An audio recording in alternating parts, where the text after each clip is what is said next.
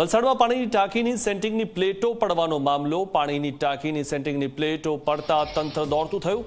વલસાડ જિલ્લા કલેક્ટરે ઉચ્ચ અધિકારીઓને સ્થળ પર મોકલીને તપાસ કરાવી છે.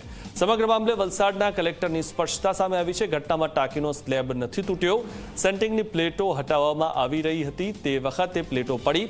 તપાસ બાદ બેદરકારી જણાશે તો કાયદાકીય પગલાં લેવાશે.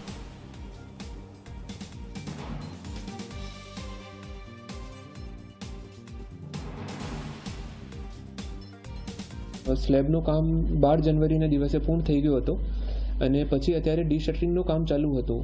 તો ડી શટરિંગનું કામ જ્યારે ચાલુ હતું ત્યારે એક માનવીય ભૂલના કારણે જો ડી શટરિંગ છે આ નીચે પડી ગયેલી હતી.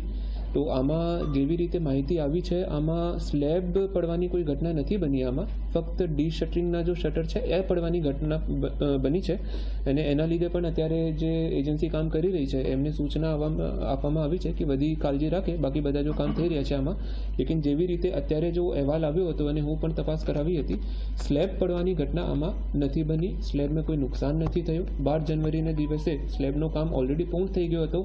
અત્યારે વધારાના કામ માટે ડી શટરિંગ કરવાની જરૂરી છે. ઉપરના કામ માટે આ થઈ રહી હતી અને એમાં આ ઘટના બની.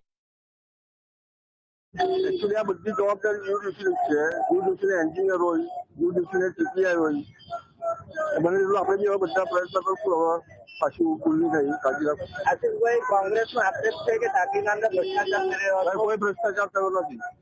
પાલિકા કરે છે તમે કઈ રીતે કહી શકો ભ્રષ્ટાચાર નથી?